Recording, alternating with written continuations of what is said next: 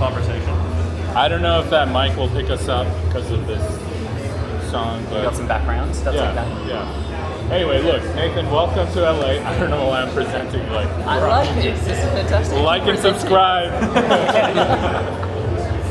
No, I just got this new camera, so I thought I'd record more of my life, and really, that's all it is. This will never make it out to the air. It's disappointing. It's got so much promise. It's got so much potential. We even gave you consent. We did the whole thing. I Okay, signed a all contract. right. Let's not. It's got to go somewhere now. We've got to do You're something here about it. from another side of the planet, so we want to get your knowledge download and then ask us things from this side of the world. And then Andrew, you're just wearing shades and just in another world right now. Looking very cool. Looking very cool. Yeah.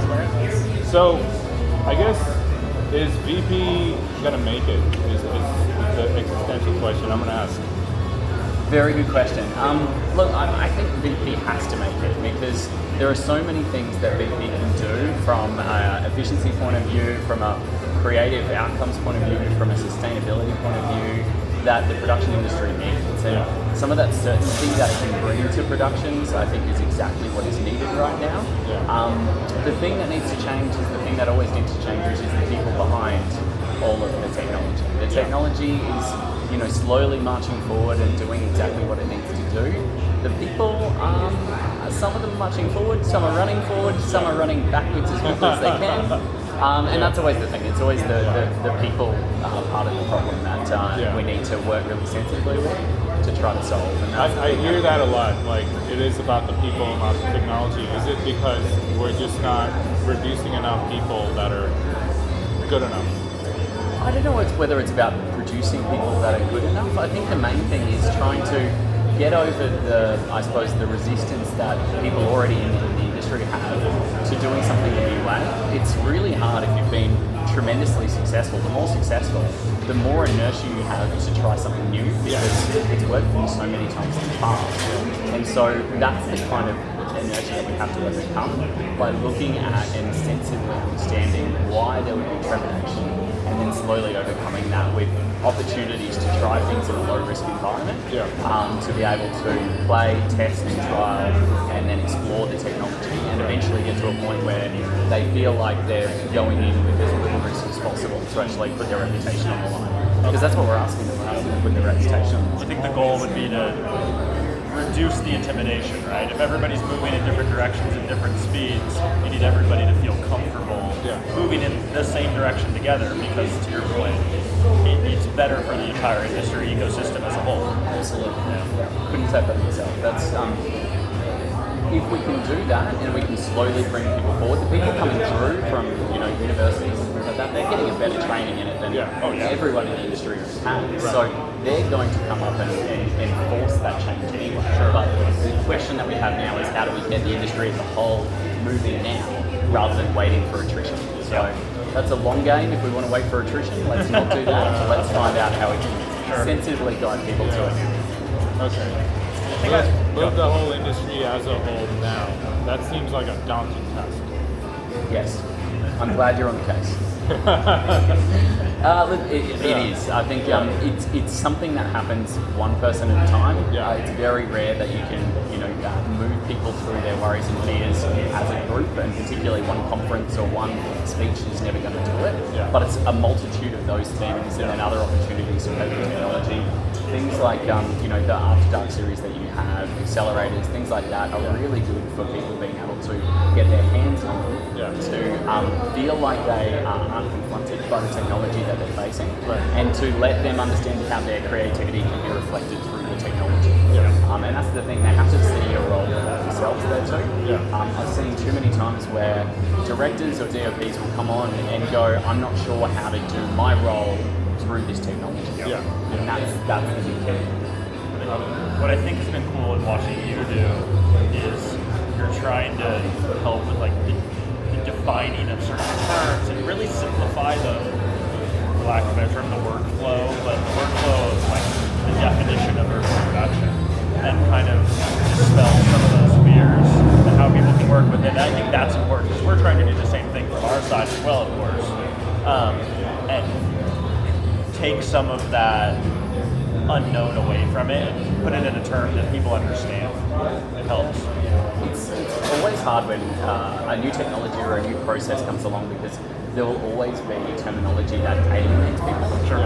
Particularly if there's a terminology that changes or there's debate around what terms to use. Yeah. That's sort of one of those things that can be really confronting for someone coming into the area, because if you're an expert in your field, you know exactly what you're doing and you're coming in and you feel daunted by not being able to tell people the right thing to say at the right time, ask for the right thing, that's something that can put people off. And it sounds really simple, but feeling silly is a really important thing for some people to avoid. For growth. Well, there's also, I think, the last couple of years, there's a lot of like fake it till you make it, but not in a bad way.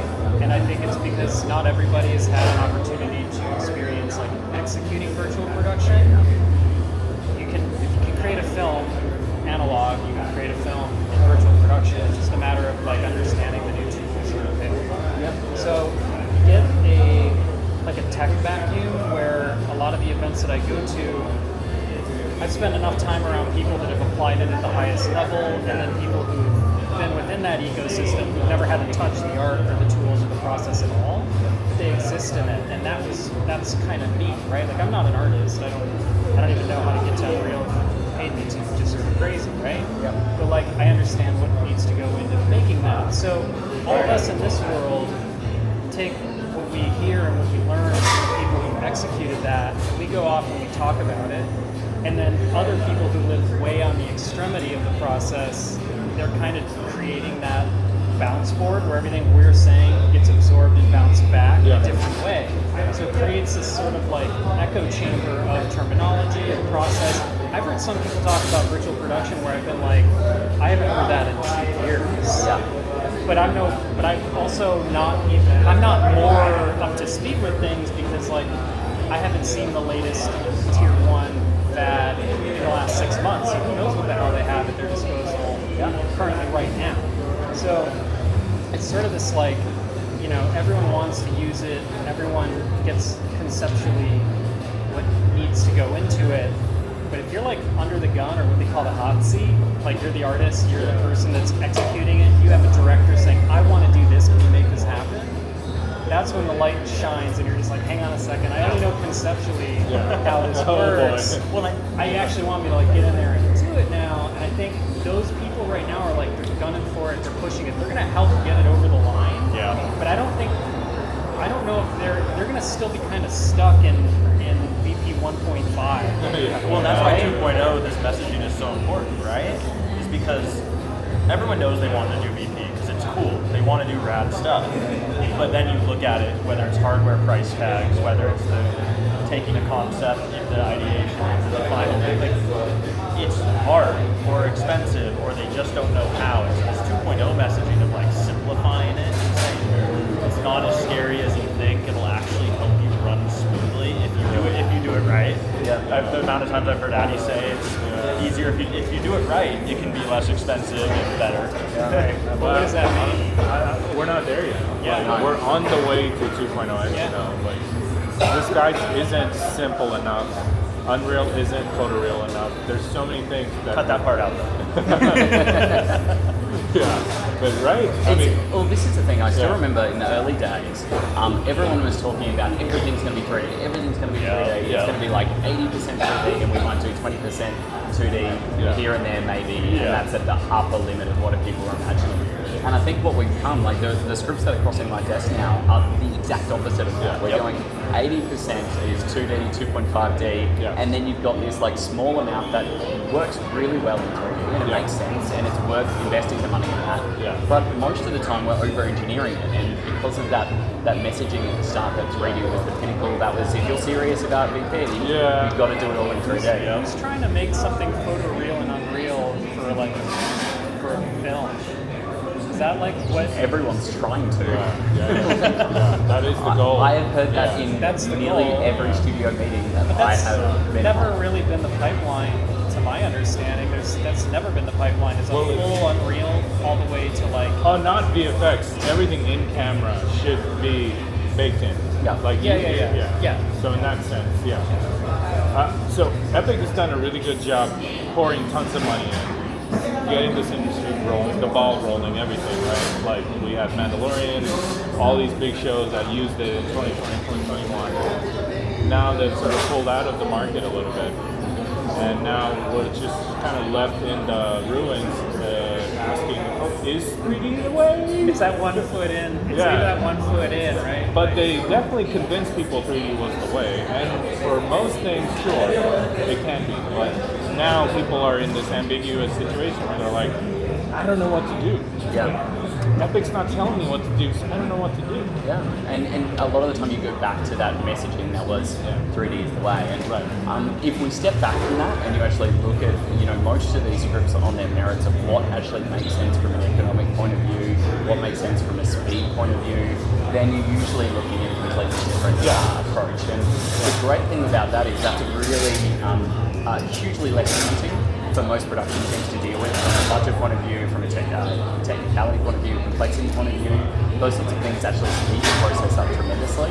And there is a lot more that can be done in those areas to give you the result you want. So now that we're starting to see a trend towards not over engineering, I'll say, that is starting to help, I think, and people are starting to sort of feel like they have a place within virtual production.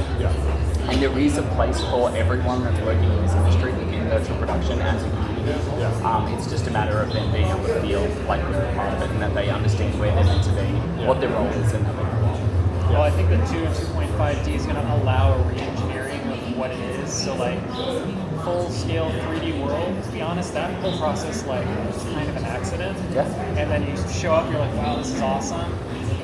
And then you build it, you figure it out. A few people figured it out as they went along, and then it's been talking about that process. Oh, all you have to do is this. That's what we did. Yeah. Well, in retrospect, you didn't even know that you didn't invent that on purpose. So you just sort of showed up, and now we're finding that application into 2.5D is so solid that now it's like, well, what else can we do? And I think it's going to be we have building blocks now. We have the ABCs now, whereas before we'd never really had the ABCs. It was just the whole scrambled alphabet, for lack of better. It's been really fantastic seeing other areas of production really starting to grab hold of virtual production and call it their own. Advertising for me, in Australia I've seen this, and I know it's happening too. Did you see my commercial? No, I haven't. Oh, no, actually I did. The tequila commercial. Philip sent it to me literally this morning and went, we need to get this in front of Who sent it? Philip. He's just like, so it's fantastic. And that's, I think, really a huge area of growth in virtual production. One, just from an outright point of view, a whole lot of people coming in. But what the message is from that is that people are understanding that what it was projected to be, a really expensive process that's just at the top end of town, is not the case. And there is a lot that can be done at that level to make it more efficient, more environmentally sustainable, and more friendly to advertisers. Absolutely. And it's an icebreaker. Right? It's like, I don't even know where to start. We'll start this tiny commercial. Oh, I did that commercial. Now TV. And that's And there is, particularly in Australia, I don't know whether it's the same here, there is flow between those production groups. So people do go to work on different things. They start on an ad, they go to this on it, and they move through in that way. Was labeled, but so is the bag. Oh, all right. Thank you very much. Thank you so much. All right, Brilliant. I'm going to cut this.